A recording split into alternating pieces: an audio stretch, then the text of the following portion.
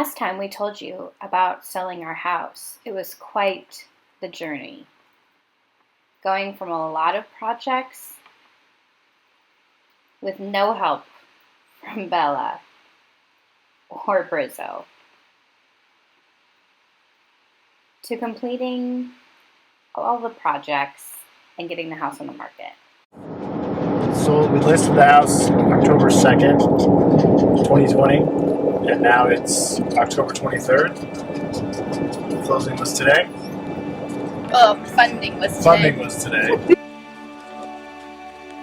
Get back down to, we're just up for the night, and then we get back down to Portland to pick up Briz and, settle in, and then hopefully start paperwork. Well, maybe, if we find the right boat. For sure we gotta start packing, because we're moving to Mom and Dad's. That's a thing. Moving to Mom and Dad's in our mid-30s. In our mid-30s, that's a thing. But yeah, we're pretty excited though. It's good. It's a good move.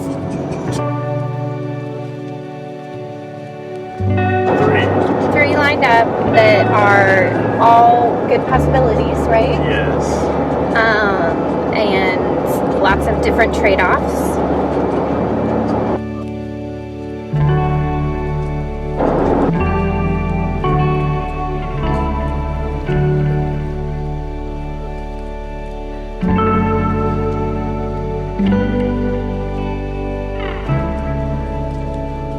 What we started off with was thinking, obviously bigger, of establishing where we would want to take this boat, how we would want to take the boat, and with who we would want to take the boat. So I'll let you kick it off with that. Yeah, so kind of like the who, what, when, where, why, how.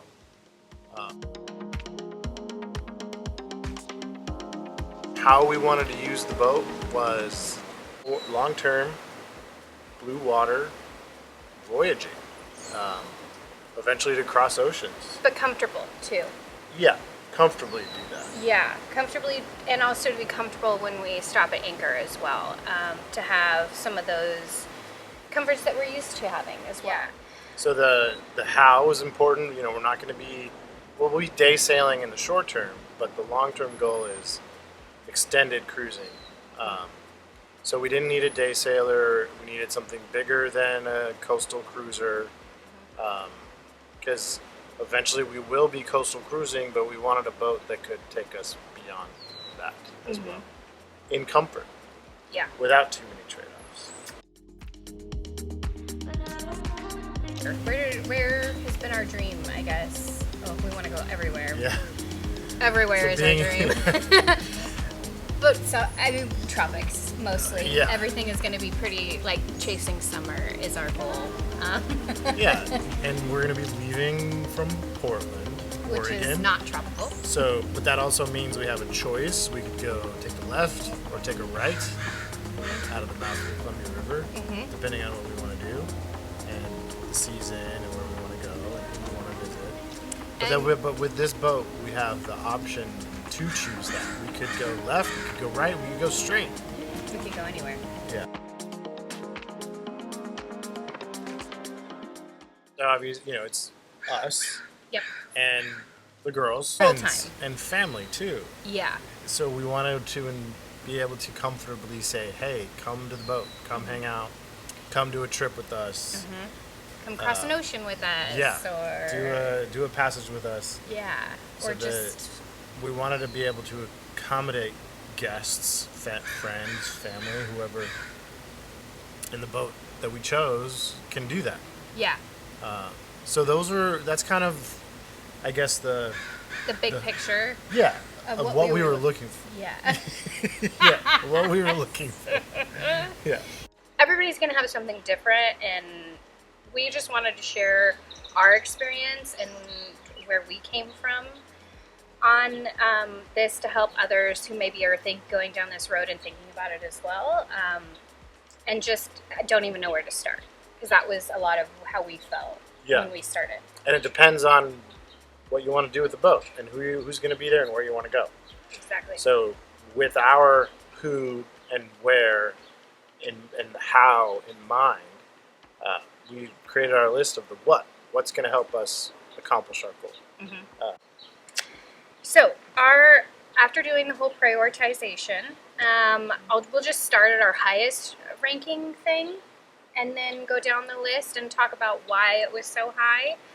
We're not going to get too much into the comparison of the two, because a lot of it was just quick decisions. So the number one priority for us was 2 cabins. For me, the reason why that was the highest priority was because our home that we had was always the central place. House seemed to have been the central hub. Yeah. And so when we say 2 cabins, like a proper cabin with a closing door and a bed and like a hanging locker or some drawers to store some things, to welcome guests and to make sure they feel comfortable. And enough space in both of the cabins that they can close the door and you can get changed. Even if it's just one at a time, you still can at least do that in there. It was surprising to me, some of the other boats that we looked at, how little the cabins were, and it was a bit claustrophobic for me too, because I get claustrophobic really easy too. And both of the cabins have lots of port lights, and Ventilation. Hatch in the berth. So it really met our need there. So I'm glad it definitely checked off the box of priority number 1. I would say.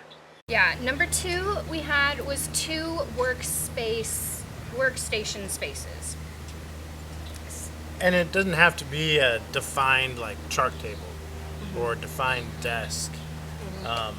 It was just the ability to have 2 workstations, whether that be on either side of the saloon table or one at the saloon table, one at the chart table.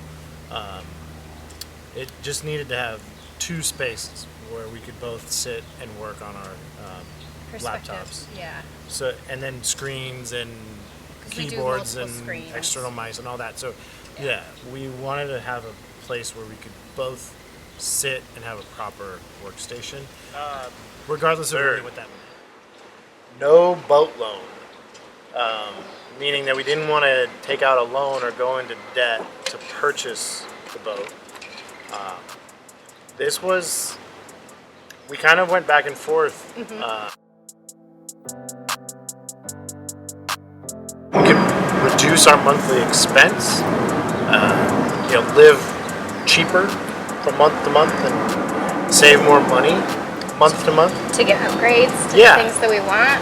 And get some bougie stuff. Be able to buy new systems and, as your friend put it, pick out our own drapes, pick out our own furniture. Not having a boat loan means, there's projects. Yeah. And that's not to put that lightly either. I mean, we both will have moments of like overwhelming, like, oh my goodness, there's so much to do. But it doesn't make it any less worth it. And in the long run, when we wake up, we're just so happy to have the extra flexibility to choose and customize. Because this is our dream. This is our dream home. This is our forever home. I mean, we can never say never, but we went in this boat shopping as not like this is our starter boat, but that it's our forever boat. We just wanted to get one boat that we just loved and took care of, and was a good enough quality and build that we didn't need to get another boat.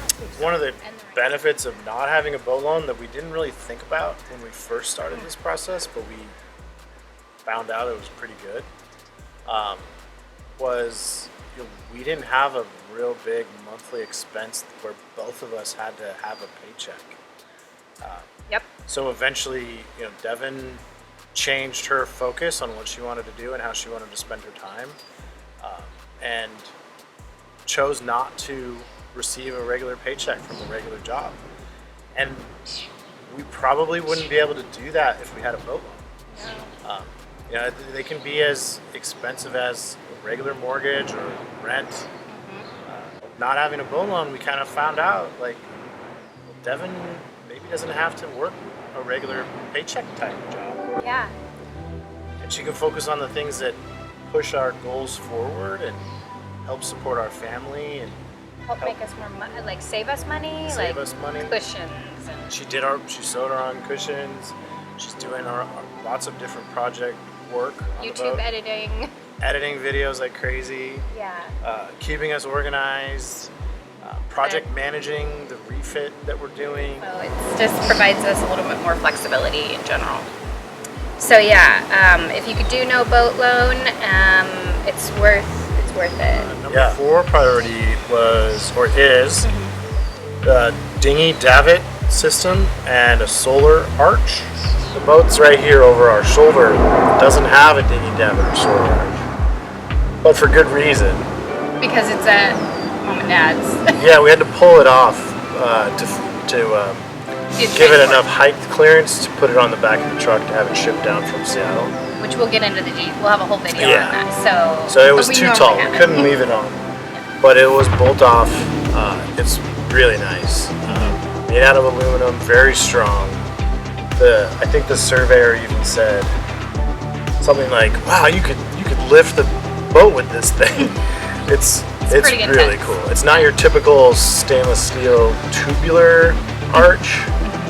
It is, it's different. It's hardcore, which is great because it provides a good amount of support for solar panels and also holds our dinghy comfortably. Yeah. No big deal for the dinghy davits. And antennas, and probably mount the barbecue on it. Season 2. Yeah, number 5. Yeah, our swim platform.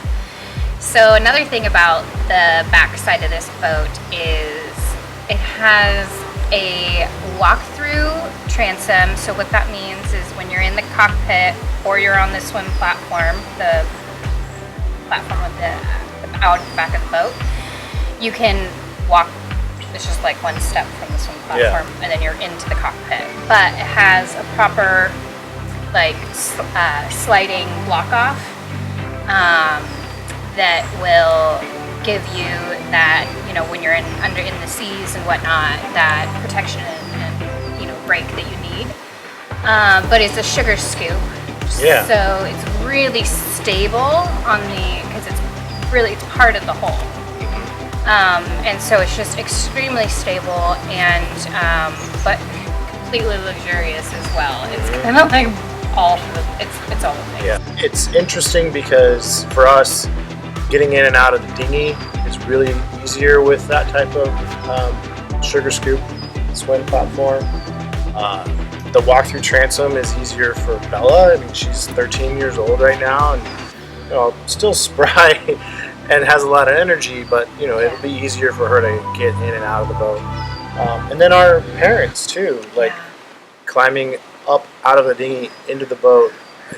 Having that swim platform is more of a gradual step, and then the walk-through transom is even more accessible. Moving on to our next priority, which was our 6 out of 10. Number 6. And this was 2 heads. Yeah, two bathrooms, 2 heads. Yeah, bathrooms are heads. Yeah. And the reason for 2 heads was because a lot of the single head boats that I had seen go use the restroom, you'd have to go through somebody's cabin to get into the restroom. And I just felt like that is a really big inconvenience when you think about having people aboard, like we do. It wasn't a big priority for me. Having almost 13,000 miles under my keel and living and voyaging on a boat that had 2 heads, one of them generally had issues. So it's just another source of maintenance, another source of upkeep, another source of parts you gotta buy or spares you gotta carry. So I didn't really see the need for 2 heads. But I recognized that was important to Devin, so that's why it's on the list. But it's number 6 on the list, so it's a little further down. And how this boat is it has it only has 1 head, but it is by far the biggest head out of the whole 16 boats that we saw. It's like twice the size of any one head that we saw. And it's very luxurious. And it also has a way for all the guests to enter in. It does have a walkthrough in the shower to the V-berth, but I don't understand. I wouldn't be using that door, but I mean, I guess if it's just the two of us, but even then, I don't know. I can't see a reason why. But it has the main door is to the main cabin area, so it's very accessible for all guests aboard, and obvious when somebody's in there if you do it that way. So the next one on the list is number 7.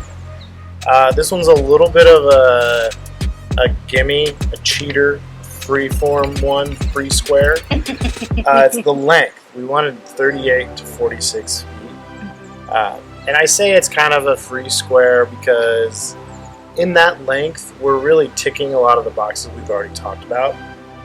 It's quite common for 2 heads, 2 cabins, 2 workstations in that length range. Mm-hmm.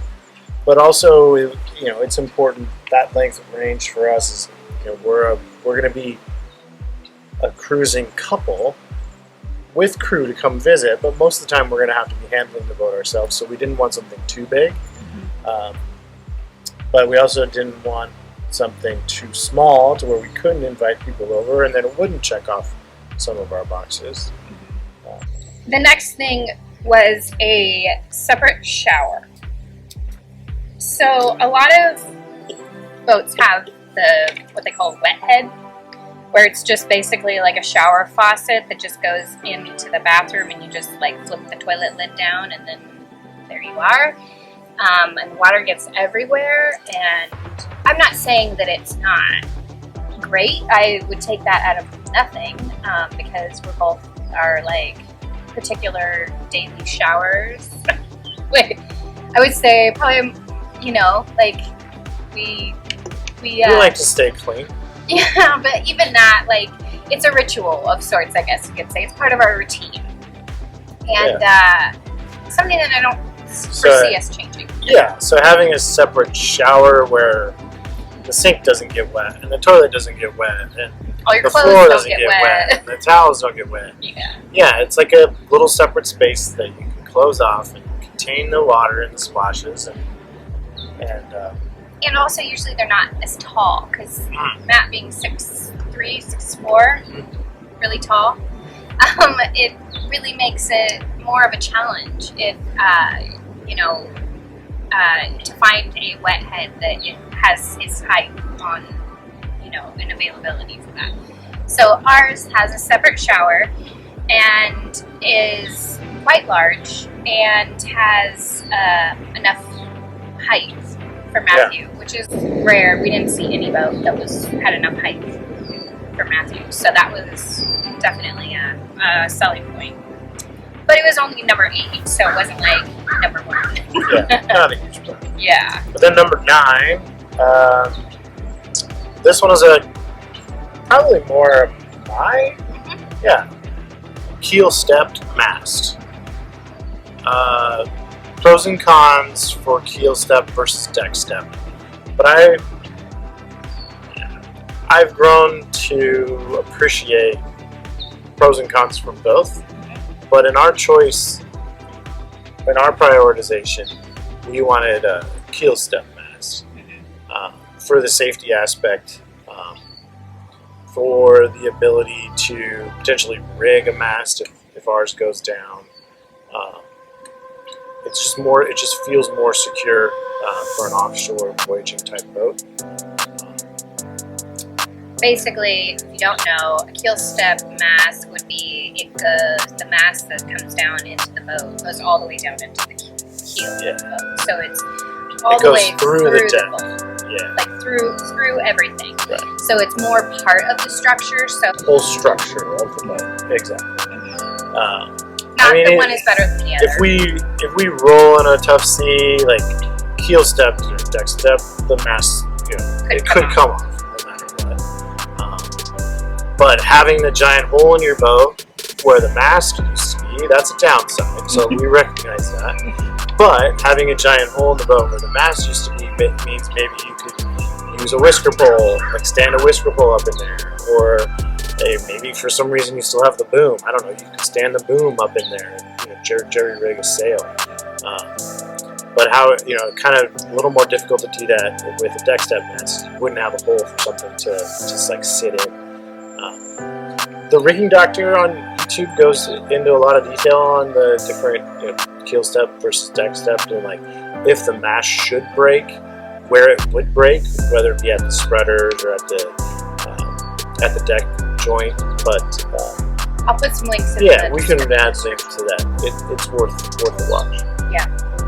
And then our last one was a cutter rig. Yeah. We saw a lot of really great boats that had all different kinds of rigging, and oh man, how did we even get to that place? Yeah, so what we used to? Well, yeah, but also redundancy. So cutter rig has an extra inner forestay between the head stay and the mast. So it's an extra sail inside. Yeah.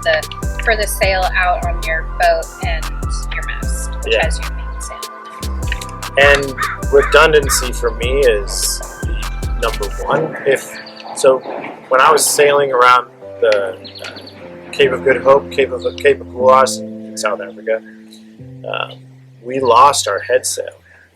The head sail, like shroud, snapped at the masthead, and it was a cutter rig.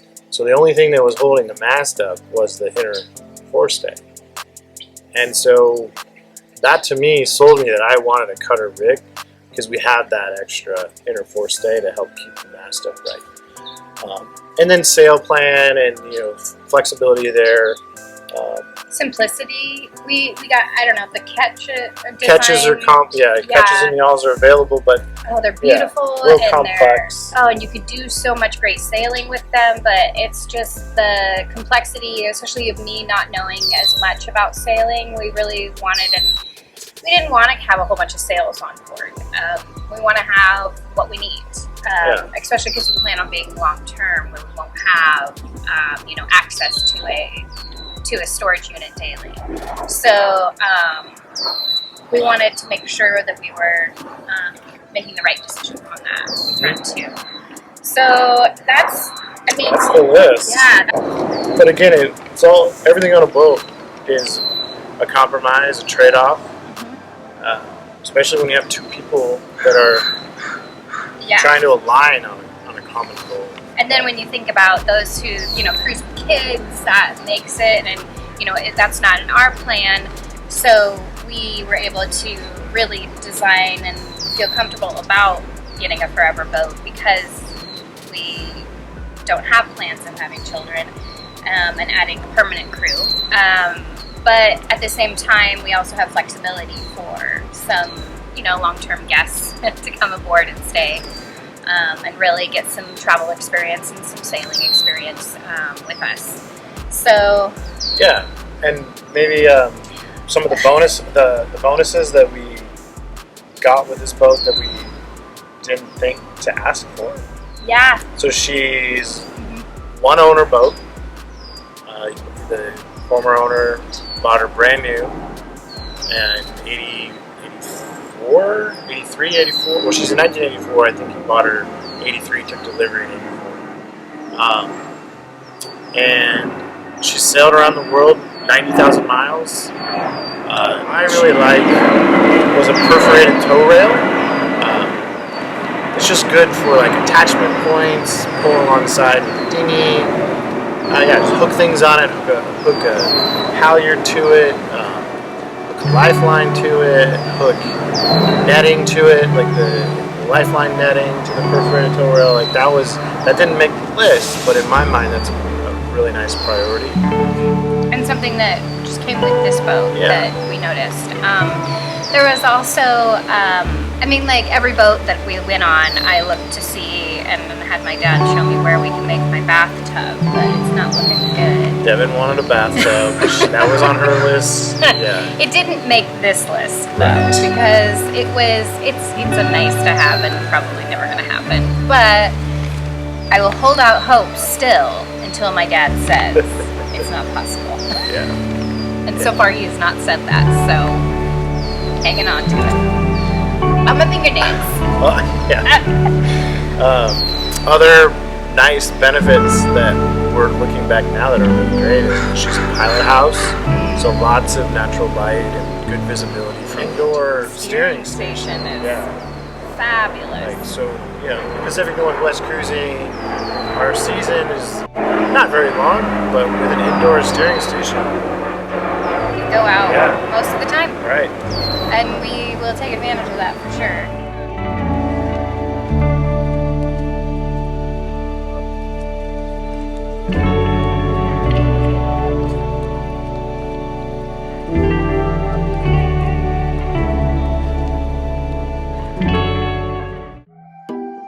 Next week,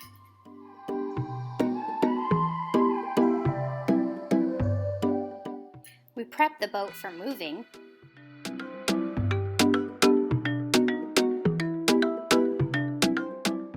And Yara arrives in Portland, Oregon from Seattle, Washington.